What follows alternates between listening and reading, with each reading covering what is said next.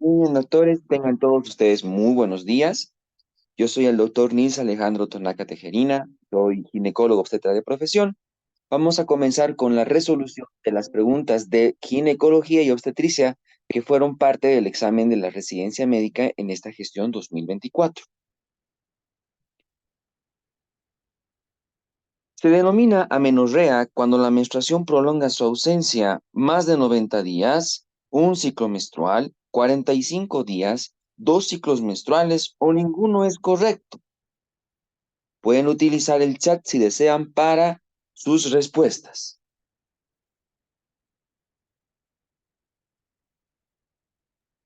Yeah.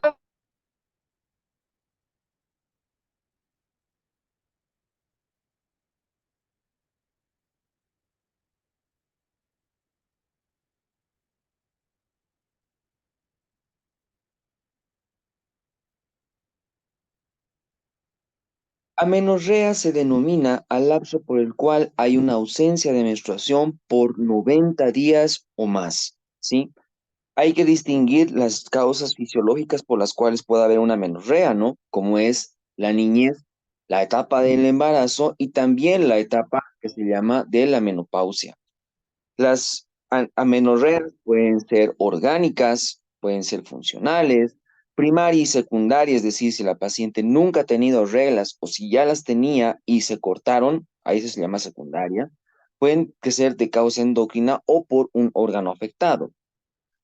Causas variadas que alteran el diverso grado de este mecanismo hacen que la menstruación no se produzca cuando su ausencia se prolonga más de 90 días. Esta es una pregunta que se repitió también en un examen anterior, ¿no? Y que también estuvo dentro de las preguntas eh, que propuso el programa antes del ingreso de la residencia médica. Diagnóstico de elección de sinequia uterina, perfil bioquímico, histerosalpingografía, histeroscopía, ecografía o resonancia magnética.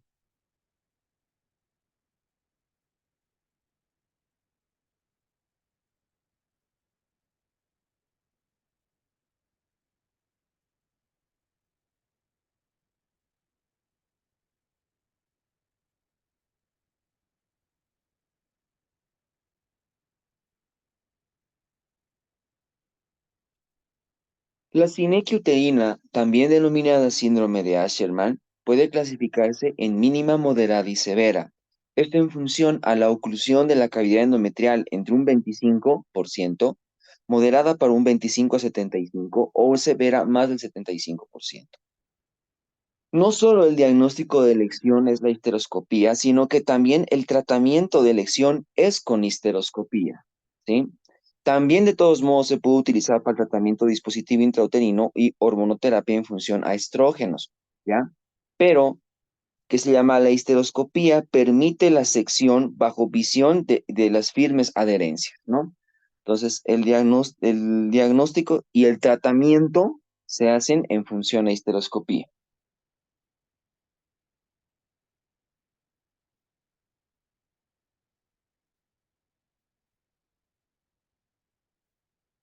Entonces, pregunta de un examen pasado, que casualmente fue del tema de amenorrea, donde dice, una amenorrea fisiológica es dada por la menarca, patología tiroidea, embarazo y lactancia, iatrogenia o causa endocrina.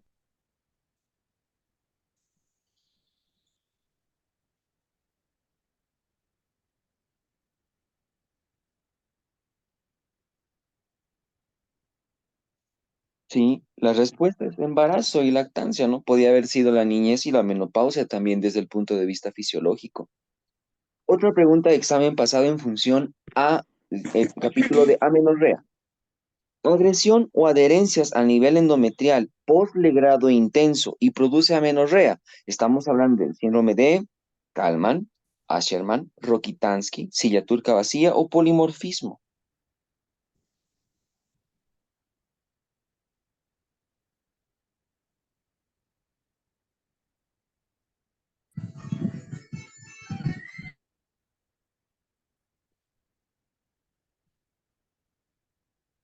Sí, es el síndrome de Asherman.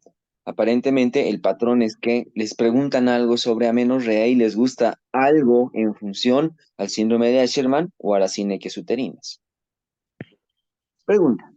Lesión característica del pezón y la areola con características de eczema crónico, ordinario y psoriásico. Enfermedad de Paget, carcinoma microinvasor, carcinoma papilar infiltrante, carcinoma secretor o carcinoma cribiforme.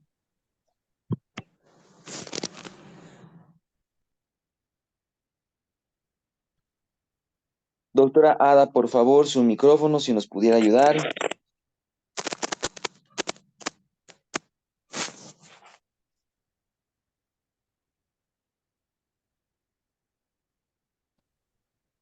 La enfermedad de Paget, ya, si bien no es una enfermedad que está catalogada como un carcinoma neto, obviamente tiene una que se llama predisposición y un factor de riesgo para hacer cáncer de seno, ¿sí? Su signosintomatología está en función al prurito. Se produce un eczema, como podemos ver en la imagen, que muchas de las veces hasta se puede ulcerar, producir una herida, que esta herida va a presentar derrame tanto del pezón como de la misma herida y que puede invadir a órganos, tejidos, ¿sí? De órganos continuos. La enfermedad de Paget tiene estas características. Casualmente, ya les han preguntado esto en exámenes pasados.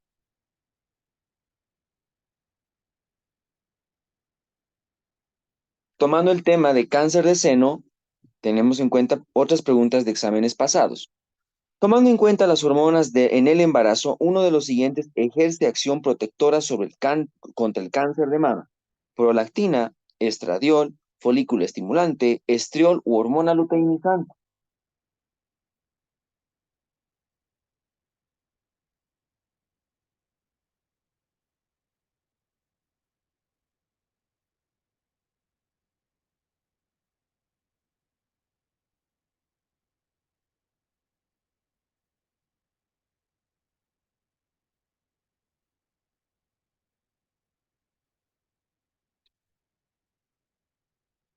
Un factor protector para el cáncer de seno, y no solo para el de seno, sino para el cáncer de ovario, es la lactancia materna. Por lo tanto, la hormona que produce leche es la prolactina. Entonces, esta es la hormona que tiene un efecto protector para el cáncer de seno. El único método que da certificación del diagnóstico de carcinoma y es imprescindible antes de instituir cualquier forma de tratamiento en el cáncer de mama es mamografía, biopsia, ultrasonografía, punción con aguja fina o un autoexamen mamario.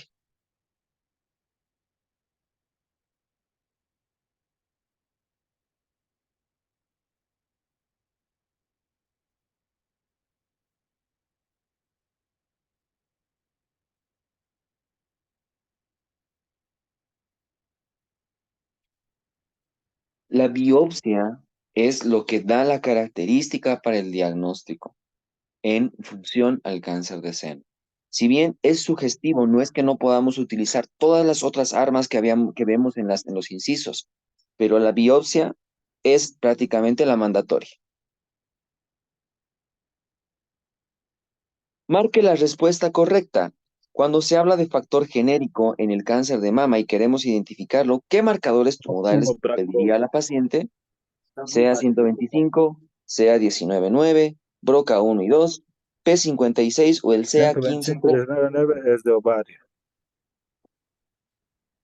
Doctor Antonio, por favor, su micrófono.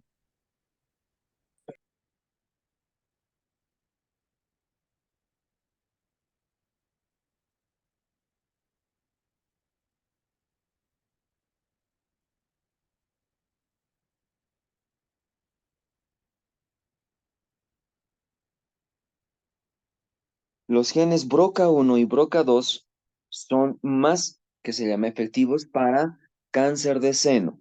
No es que no fuera para cáncer de ovario, pero son más efectivos para cáncer de seno.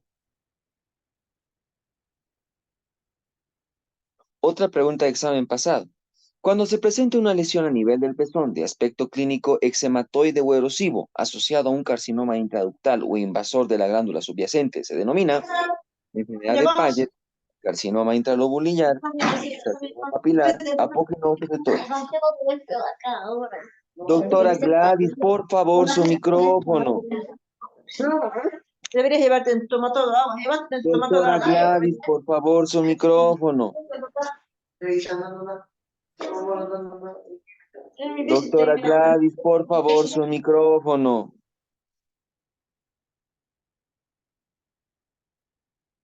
Doctora Gladys, por favor, su micrófono.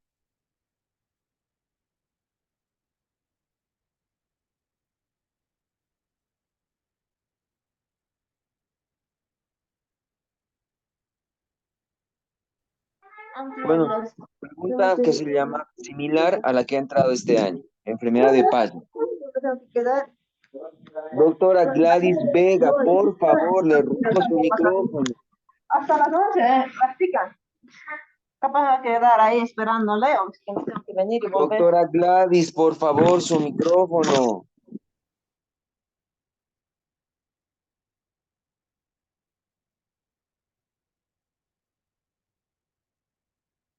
Doctora Gladys Vega, le ruego por favor apagar su micrófono.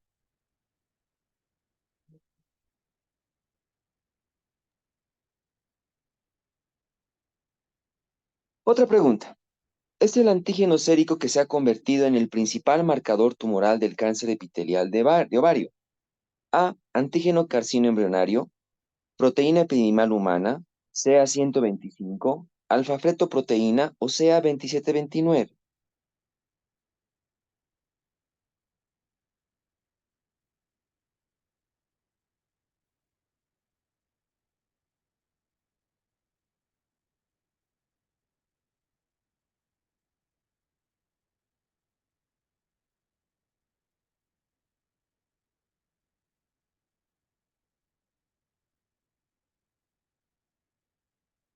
No solo para el cáncer epitelial de ovario, sino para en realidad toda neoplasia ovárica en la cual yo tenga la sospecha de malignidad, el principal es el CA-125, donde lo normal está más o menos hasta las 35 unidades internacionales.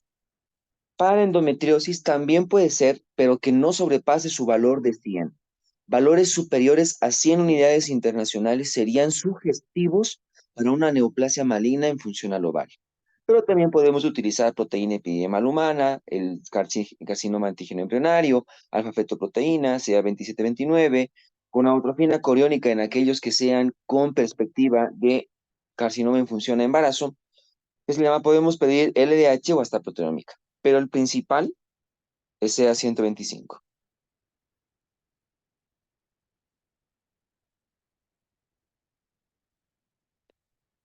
Señale el inciso correcto, síntomas menopáusicos a corto plazo que surgen desde el comienzo del climaterio y persisten durante los primeros años.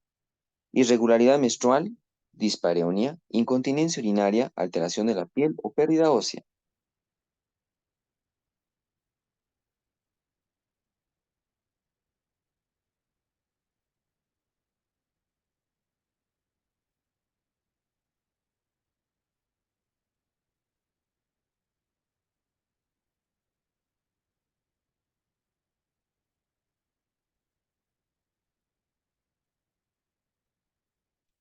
Tenemos signos a corto plazo, irregularidad menstrual, síntomas vasomotores, insomnio, cefalea, fatiga, depresión, ansiedad, alteraciones de la libido y alteraciones de la memoria. A mediano plazo, vaginitis atrófica, dispareunia, incontinencia urinaria, infecciones del tracto urinario y alteraciones de la piel. A largo plazo, ya es en función a hueso, pérdida ósea, fracturas, enfermedad cardiovascular y cáncer. Y a muy largo plazo está la enfermedad de Alzheimer. Entonces acá teníamos a irregularidad menstrual.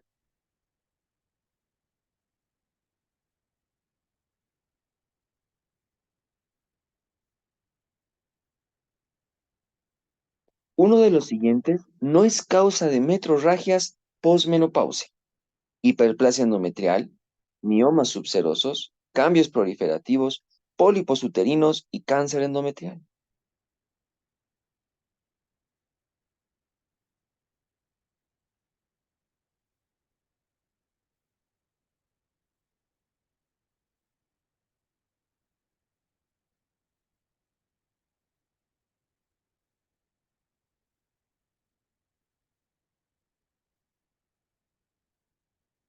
A propósito de esta pregunta, ¿qué es lo que refiere la bibliografía sugerida?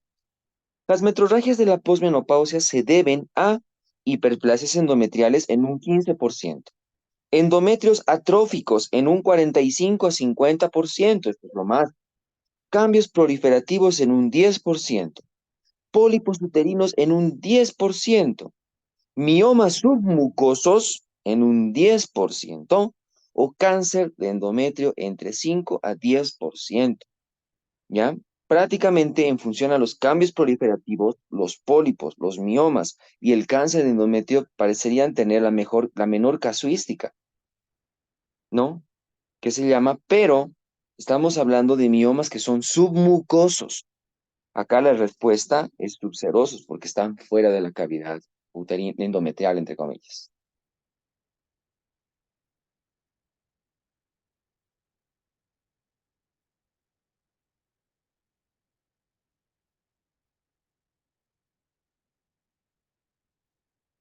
Síntoma vasomotor de menopausia caracterizada por calor, rubicundez, palpitaciones, ansiedad que dura entre 3 minutos previa a un hot flash, alteraciones de la piel, dispareunia, sofoco, cefalea e insomnio.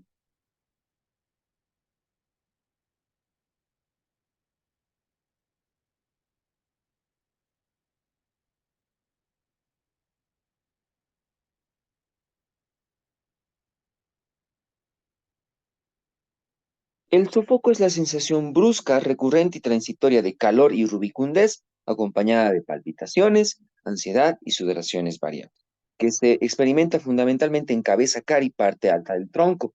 Puede durar entre 30 segundos a 3 minutos y es acompañada de modificaciones subjetivas en la circulación, ¿no? Entonces, la que fisiopatología del sofoco está en función a los picos de la hormona luteinizante que se producen, una cercanía anatómica en función a los centros de la termorregulación, porque prácticamente en la hipófisis está el pico del LH y sube al hipotálamo, está muy cerquita, ¿no? Pueden haber síntomas neuronales y en función a la termorregulación es que la paciente va a empezar a sentir estos calores, entre comillas. La respuesta era sofoco.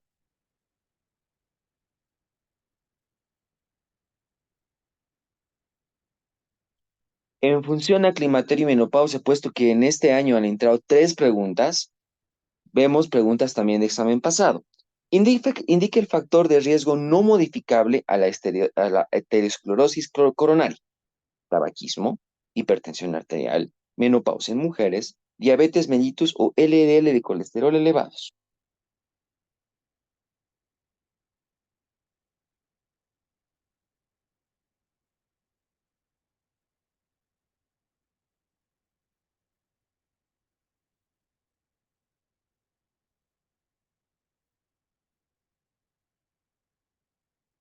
La menopausia es un factor de riesgo no modificable. ¿Sí? También tendría que entrar acá la edad, el sexo, obviamente, ¿no? Que son situaciones que no vamos a modificar. La etapa comprendida entre un año antes y un año después de la última menstruación, caracterizada por amenorrea e intensificación de la sintomatología vasomotora, corresponde a menopausia precoz, premenopausia, perimenopausia, posmenopausia o climaterio.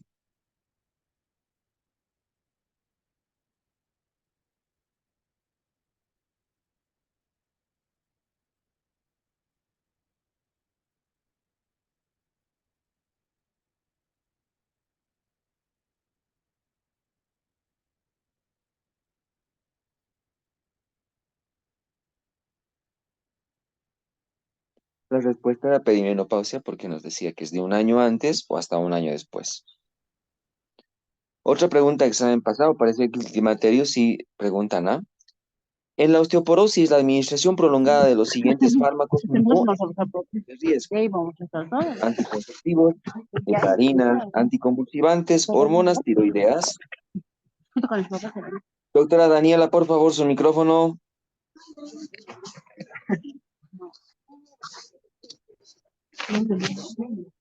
Doctora Daniela, por favor, su micrófono.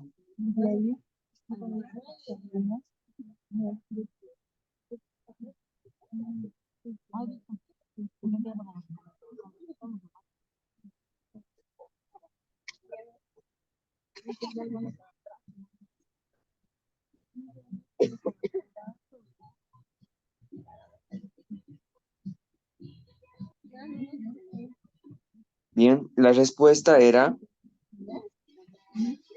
anticonceptivos orales. No es un factor de riesgo.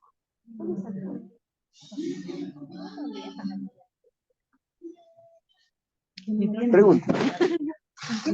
Patología que se refiere a la presencia de glándulas y estroma endometrial fuera de su localización normal. Hiperplasia endometrial simple, endometritis, endometriosis, pólipo, mioma submucoso. Es igual iba a ser si no salió. Doctora Daniela, por favor, su micrófono, se lo ruego. Ay, no. Doctora Daniela Aguilar Llana, por favor. ¿Por qué salía? ¿Por qué salía así?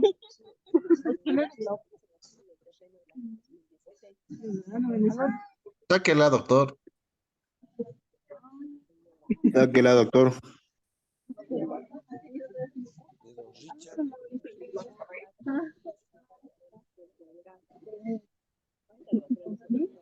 Denme un momento, por favor. Es que había mucha ansiedad. Sí, yo lo guardo a ti mismo. Aquí tienen fotocopia de los títulos, todo, incluso fotocopia de carne de ellos. ¿Ya? Anteriormente estaba certificado casa de ellos, el título, todo. Y resulta que ellos me buscan a mí, ¿no? Para poder, para hacer saneárselo los papeles y registrarlo con nombre. Y van a sacar una información rápida y resulta que sale ustedes. Bien, continuamos. Estamos que en patología que se refiere a la presencia de glándulas y estroma endometrial fuera de su localización normal. Hiperplasia endometrial simple, endometritis, endometriosis, pólipo, mioma submucoso. La opción, por esas razones, es que me decidí yo, personalmente fiscal, estoy llamando y decirle, ¿sabes qué, señora? Buena fe, mi cliente, yo conocerlo, que lo puedo afirmar, porque este inmueble pertenece a la persona. La endometriosis se refiere a la presencia de glándulas y estroma endometrial, perdón, fuera de la localización normal, ¿ya? Que se llama la adenomiosis, que se llama, más sin embargo, es una endometriosis interna, es decir, que la glándula endometrial se irradió a miometrio.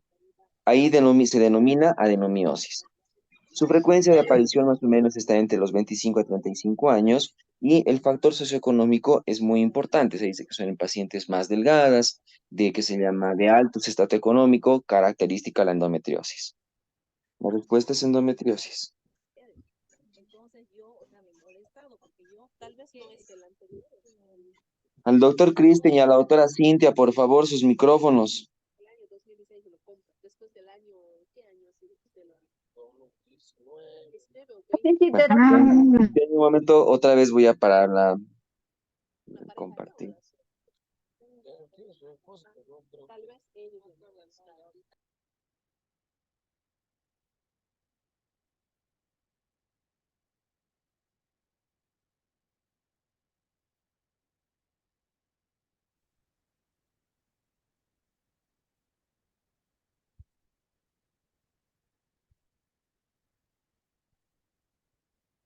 Acá la respuesta, como habíamos visto, es endometriosis, ¿ya?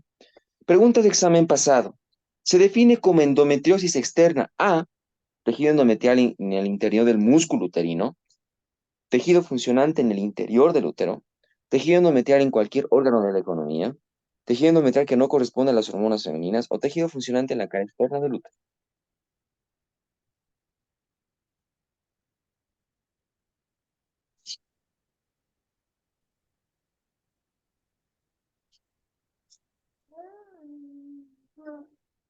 A los doctores que ingresan, por favor, su micrófono les solicito que lo apaguen.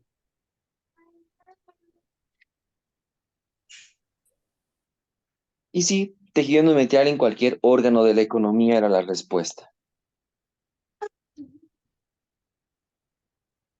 Otra pregunta de examen pasado en función a endometriosis. En la clasificación de la Sociedad Americana de Medicina Reproductiva, la obliteración del fondo de saco posterior corresponde a el puntaje de 10, 20, 30, 40 o 50.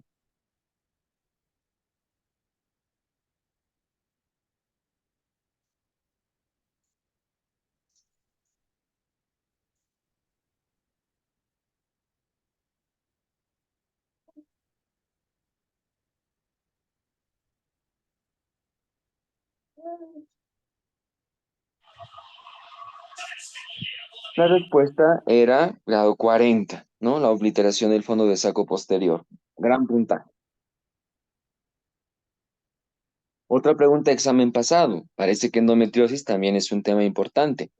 ¿Cómo se denomina la presencia de tejido endometrial fuera de los límites del endometrio y guarda relación íntima con la función ovárica? Endometritis, miomatosis, endometriosis, parametritis, salpingitis.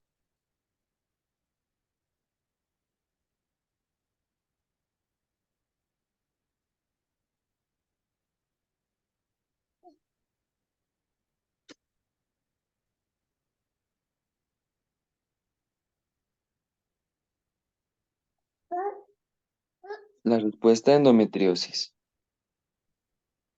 Doctora Alejandra Vargas, por favor, si nos puede ayudar con su micrófono. Sí, por favor. Pregunta. ¿Son leiomiomas de crecimiento centípeto, es decir, hacia la cavidad interna, cervicales, intramurales, submurales, subserosos y corporales?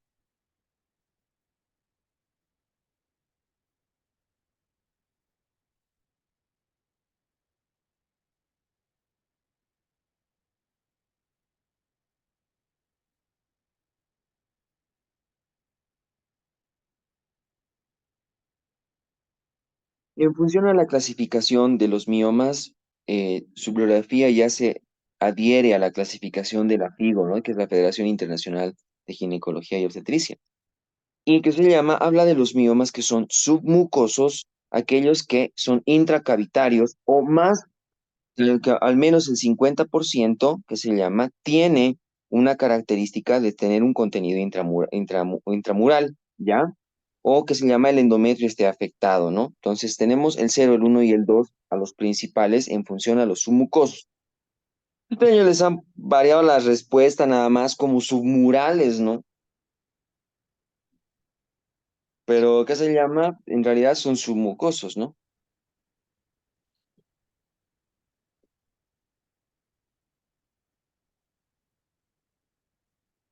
Pregunta de examen pasado en función al tema de miomatosis uterina.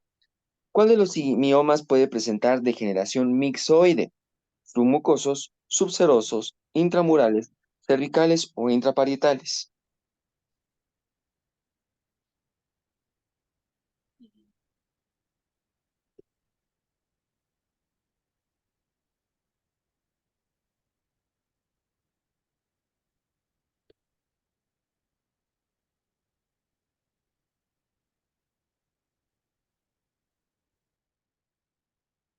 Los miomas subserosos son los que presentan degeneración mixoide. Otra pregunta. Infección producida por un protozoo flagelado que afecta el tracto genitourinario.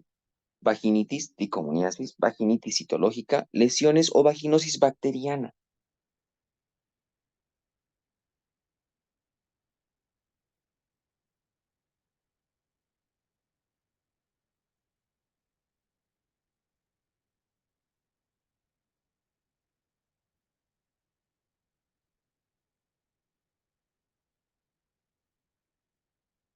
No, que era protozoo, ya más o menos nos dice de qué agente estamos hablando, que es un parásito.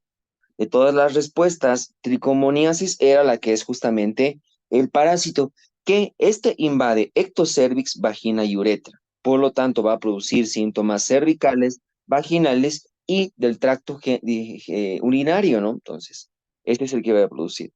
Recordando simplemente en función a los síntomas, puede producir flujo genital, espumoso, amarillo, prurito, disuria, dispareunia y dolor pélvico, ¿no? Pero aquí está incluida la disuria para síntoma urinario. secreción amarillenta, eritema vulvar y la culpitis con puntos rojos, ¿no? Para el diagnóstico lo hacemos en función al flujo, el pH es mayor a 4,5, con test de aminas positivo, el EDI positivo y la microscopía también es importante. Tratamiento con metronidazol o tenidazol. Respuesta, tricomoniasis. Pregunta de examen pasado en función a infecciones. ¿Cuál es el tratamiento de elección en las embarazadas que padecen infección por tricomonas?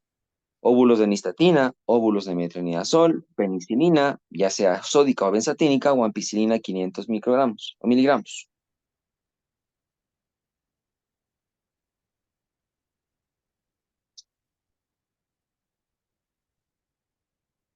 Óvulos de metronidazol, donde ya sabemos que la otra alternativa hubiera sido tinidazol, pero metronidazol es el tratamiento de elección. Paciente embarazada que cursa con sífilis, el fármaco de elección es penicilina G, tetraciclinas, amikacinas, imipenem o trimetoprim sulfametoxazol.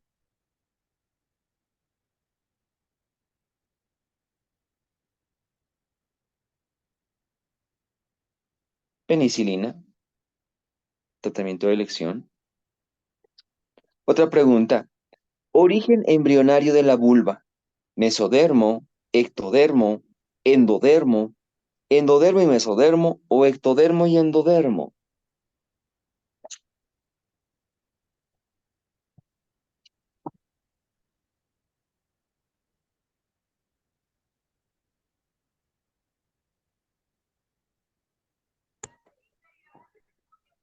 Si bien dentro de la lista de títulos de su bibliografía en función a ginecología no aparece el capítulo de anatomía y embriología fetal, obviamente, que se llama dentro de las ciencias básicas, puede estar el libro de embriología, donde acá las respuestas, ¿no? La vulva es una hendidura sagital mediana anatómicamente en dos orígenes, ¿no? La región labial es de ectodermo y la región vestibular es de endodermo. La respuesta es ectodermo y endodermo, en función al libro de obstetricia. Sí, por favor. Ya sabes. La doctora Paola y la doctora Flores, por favor, si nos pueden ayudar con sus micrófonos. Pregunta, en relación a anatomía, repliegue membranoso en la mucosa vaginal con perforación central, clítoris, himen, capuchón del clítoris, labios mayores o labios menores. Gracias.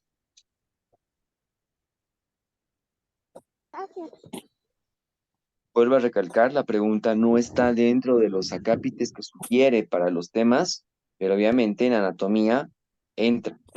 Entre la vulva y los genitales internos se halla el himen. Se trata de un repliegue membranoso de una mucosa vaginal que generalmente presenta una perforación en el centro, ¿no? Un himen anular, abertura que tiene por objetivo la salida de la sangre menstrual. La respuesta era himen.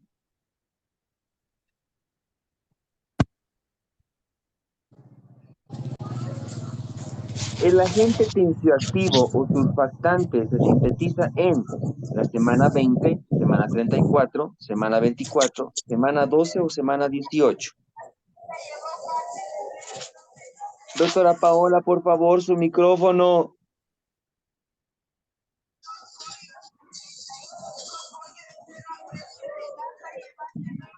Bueno.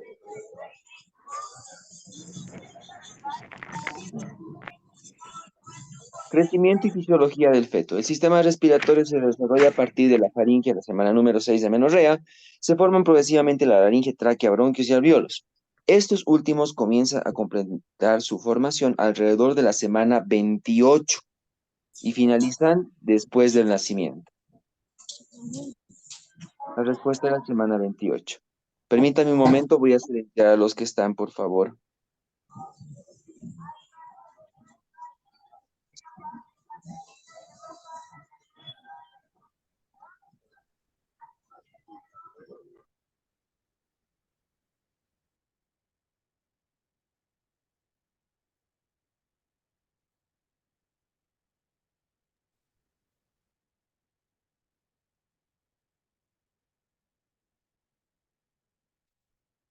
el tema de crecimiento del producto no estaba igual dentro de su pensum. Ojo, ¿no? ¿Desde qué edad empieza a latir el corazón primitivo? 12 semanas, 6 semanas, 10 semanas, 8 semanas u 11 semanas.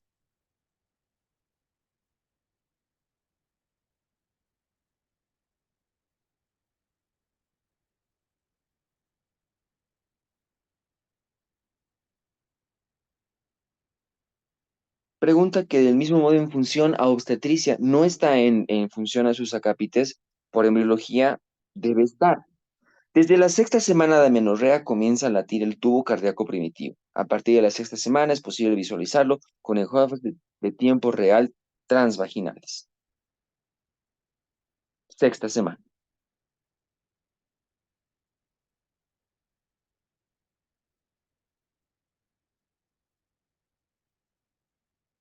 Pregunta. Según Hodge, el plano que toma el borde superior del pubis y al promontorio es plano 1, plano 2, plano 3, plano 4, plano 5.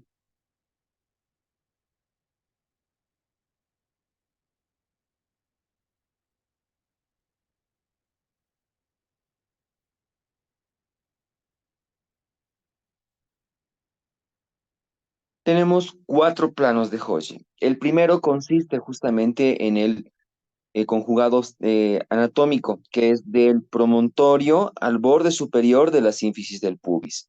Segundo plano, que se llama, que viene ya de la segunda vértebra, que se llama sacra, hasta el borde inferior de la sínfisis del pubis. Tercer plano, un punto equidistante entre la tercera y cuarta vértebra que pasa paralelo a las espinas ciáticas. Y el último plano, es decir, el cuarto, es del coxis a un plano paralelo que pasa al tercero hacia el infinito. Entonces aquí la respuesta era el primer plano de Hodge.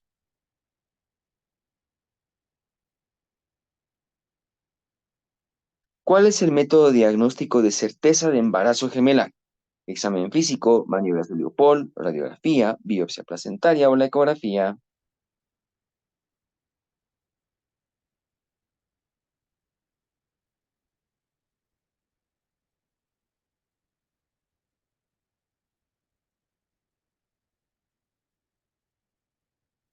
El diagnóstico de certeza, porque prácticamente vamos a ver los productos, es la ecografía. Es confiable, precoz, ¿no? La respuesta era ecografía.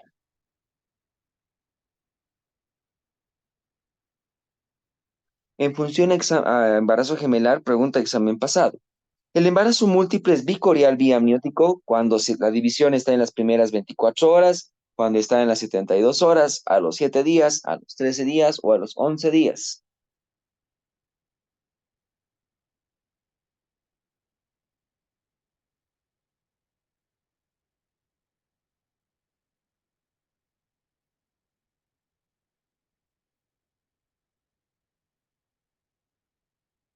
Las primeras 24 horas se produce un embarazo bicorial biamniótico. Sobre embarazo gemelar, otra pregunta. Antes de las 30 semanas, ¿cuál de las siguientes es la complicación de mayor riesgo en el embarazo gemelar? Anemia, hipodinamia, tialismo o prematuridad.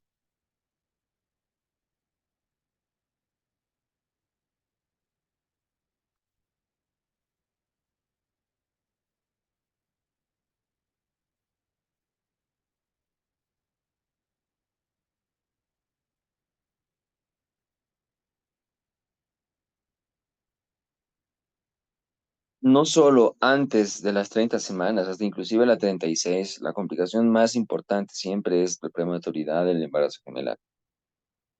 Pregunta.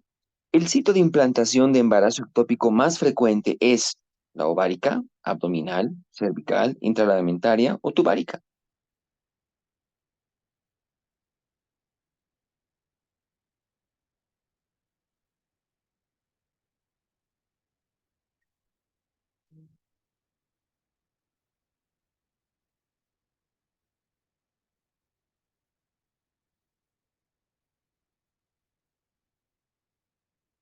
Podemos ver que del embarazo tubárico es el 95 o el 96%.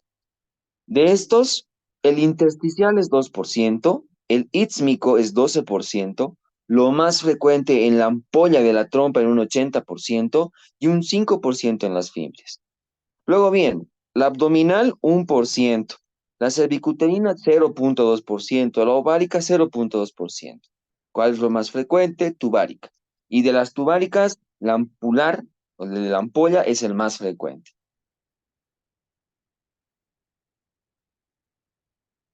Es una degeneración quística edematosa de las vellosidades coriales que abarca la placenta y el resto del complejo ovular. Embarazo en embrionado, embarazo ectópico, huevo muerto retenido, mole datiforme o embarazo múltiple.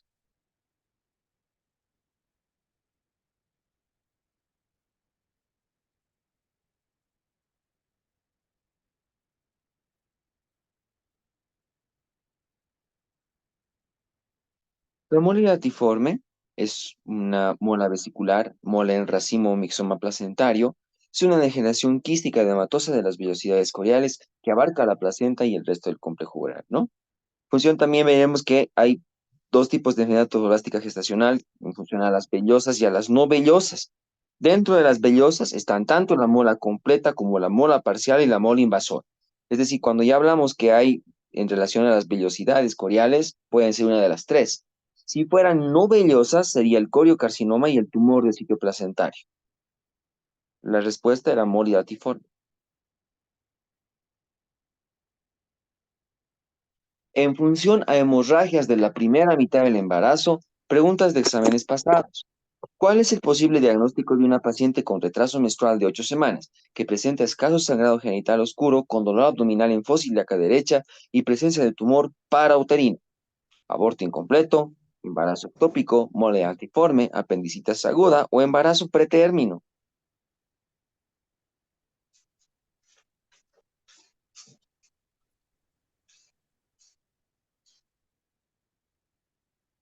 Embarazo ectópico.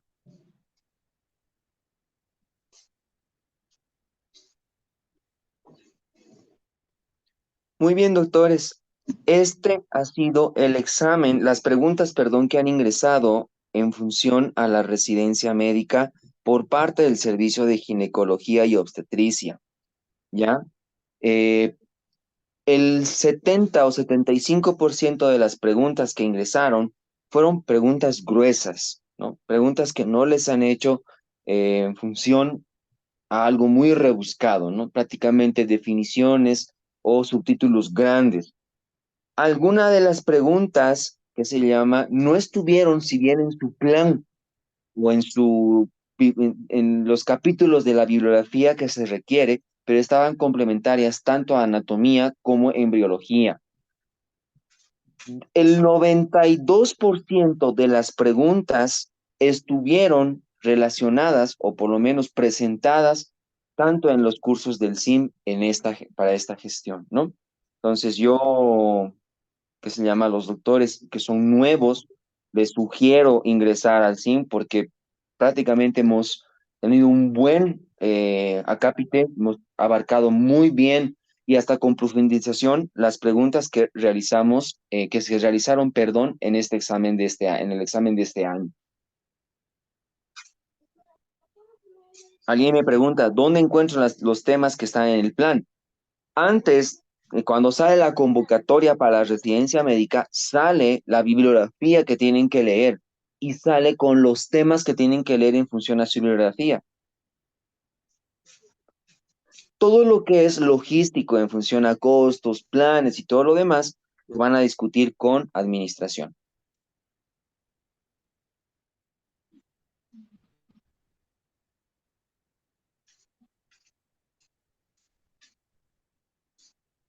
Y sí, les recomiendo entrar temprano para el descuento y todo lo demás. Tenemos un gran plantel, no se van a arrepentir, doctores.